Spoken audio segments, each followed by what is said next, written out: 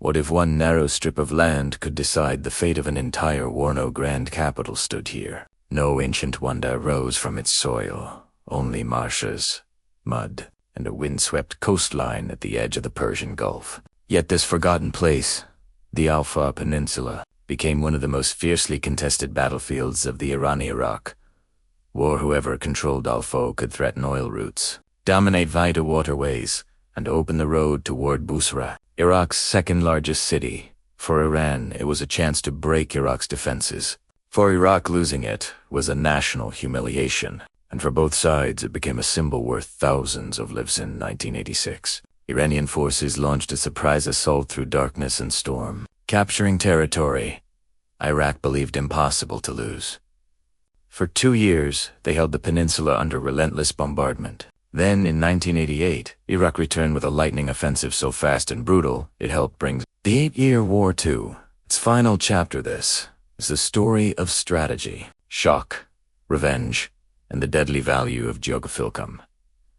To History Ledger. Tonight we uncover the real history of the Battle of Al-Faw Peninsula, the strategic territory fought over repeatedly. The map makes it look insignificant, a narrow strip of marshland and sand stretching into the waters where Iraq meets the Persian Gulf. No great mountain rivers. No ancient capital stands there. No vast city crowds its shores. And yet for decades, the Al-Faw Peninsula became one of the most important pieces of land in the Middle East. To understand why, you have to look beyond its size. The southern tip of Iraq, Al-Faw guarded the mouth of the Shatt al-Arab, the channel formed by the meeting of the Tigris and Euphrates rivers before they flow into the Gulf. This was not just geography. It was an artery of trade, oil, and national survival. Through these waters passed tankers carrying Iraq's economic lifeblood. Nearby stood the approaches to Basra, Iraq's second-largest city and a major industrial center. Whoever held Al-Faw could threaten shipping, choke exports, and open a path toward Basra itself for Iraq. The peninsula was a shield for Iran. It was an opportunity. In September 1980, tensions between the two neighboring states exploded into open war. Iraqi forces crossed the border hoping for a quick victory against a revolutionary Iran still reeling from political upheaval. Instead, the conflict hardened into one of the 20th century's longest and bloodiest conventional wars. By the mid-1980s, hundreds of thousands had already been killed or wounded. Entire towns had been shelled. Front lines shifted only slightly. While armies paid for every kilometer in blood, the war became a contest of endurance, and in wars of endurance, strategic ground matters more than ever. The Al-Faw Peninsula offered Iran something it had struggled to achieve elsewhere: leverage. If Iranian forces could seize it, Iraq would lose direct access to an important stretch of coastline. Iraqi morale would suffer, Basra would face new danger, and the balance of the war could change. But on paper, taking Al-Faw looked nearly impossible. The terrain itself was hostile. Marshes swallowed vehicles, mud trapped heavy equipment. Water channels cut through the land like natural moats. Defenders knew the area. Attackers would have to cross exposed waterways under fire, then hold ground against inevitable counterattacks. Iraq believed the peninsula was secure as commanders expected Iran to attack in more familiar sectors along the central front. Their trench lines and artillery duels had become routine. Al-Faw, by contrast, seemed too difficult, too wet, too complicated for a major offensive. That confidence would prove dangerous across the border. Iranian planners studied the weakness hidden inside Iraqi assumptions. If the enemy expected an assault somewhere else, surprise itself could become a weapon. If armor could not move easily through the marshes, lighter infantry might. If conventional routes were blocked, water could become the road. The coming battle would not be won by size alone, but by imagination, deception, and timing. Meanwhile, civilians far from the front watched anxiously as the war consumed resources and futures. Oil revenues that should have built roads, schools, and hospitals instead purchased shells and rockets. Young men disappeared into uniforms. Families learned to measure time by offensives and funerals. Yet the outside world could not ignore this battlefield. The Persian Gulf was one of the world's critical energy corridors. Any threat to shipping lanes alarmed neighboring Arab states and global powers alike. if Al-Faw changed hands. The consequences would ripple far beyond Iraq, and Iran, a remote peninsula, was becoming an international concern. Winter turned to early 1986. The front remained tense but familiar. Iraqi commanders believed they understood where the next blow would fall. Soldiers manned positions. Artillery crews waited. Patrol boats watched dark water under cold skies.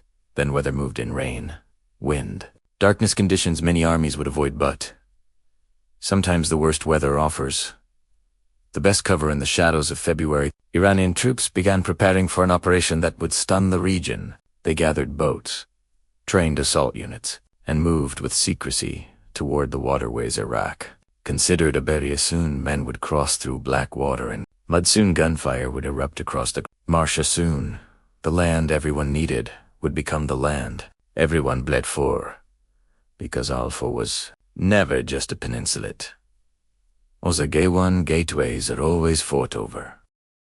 Night concealed what daylight would have exposed. In February 1986, while Iraqi commanders watched other sectors of the front, Iran prepared one of the most daring operations of the war. Its name was Operation Dawn 8, known in Iran as Wildfire 8. The objective was bold, risky, and clear: seize the Al-Faw Peninsula and shatter Iraq's sense of security.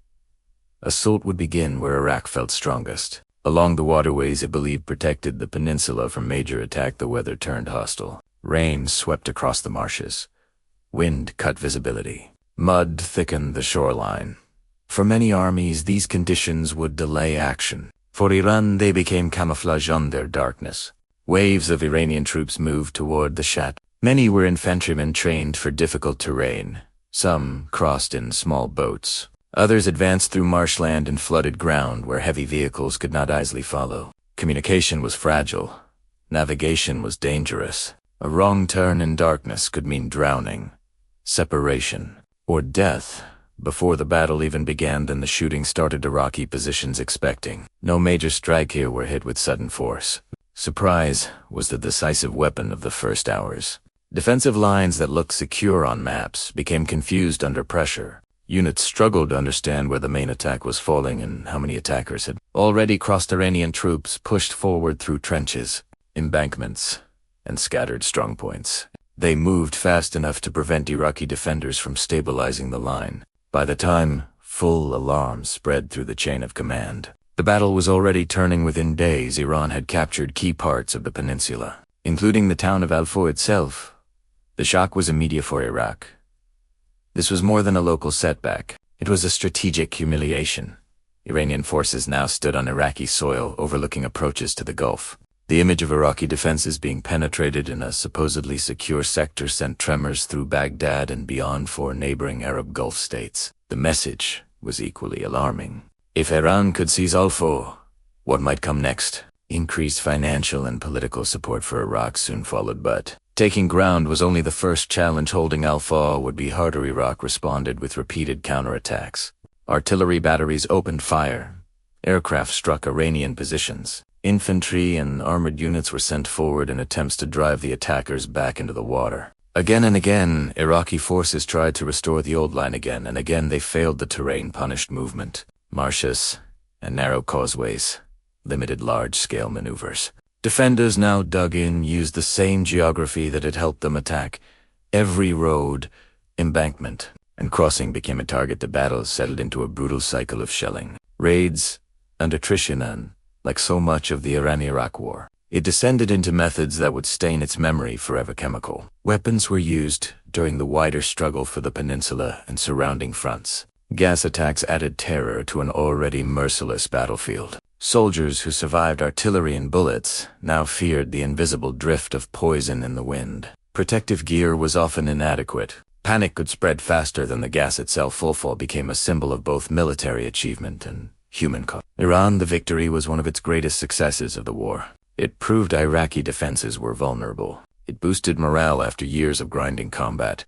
It showed that planning, deception, and determination could overcome stronger firepower. For Iraq, the loss became an peninsula could not be allowed to remain in enemy hands. Military reforms accelerated. Training improved. Command structures were reworked. New tactics emphasized coordination between artillery, armor, engineers, and elite formations. Iraq was learning from failure and preparing to reverse it. Meanwhile, the men on the peninsula endured a different reality: mud-filled trenches, constant shellfire, sleepless nights, the smell of salt water, fuel, and smoke. Wounded soldiers waiting for evacuation. Fresh units arriving to replace the dead. Letters from home carried into a landscape where tomorrow was never promised for. 2 years Iran held Al-Faw. Years under bombardment, 2 years of warning siren, counterstrikes, and unfinished battles, but time was no longer working in Iran's favor. By 1988, Iraq had rebuilt confidence, amassed force, and chosen the moment to strike what Iran had captured in a stunning now intended to retake with overwhelming speed. And when the next battle came, it would not last long. For 2 years, the Al-Faw Peninsula had stood as a wound in Iraq's national pride. What Iran captured in 1986 was more than territory. It was proof that Iraqi defenses could be broken. It was a symbol repeated in headlines, military briefings, and private conversations across the region. Every day the peninsula remained under Iranian control. That symbol endured, but by 1988, the war was changing. Iraq had spent months rebuilding its armed forces. Units were retrained, command structures tightened, supplies accumulated. Coordination between artillery, armor, engineers, air power, and elite formations improved dramatically.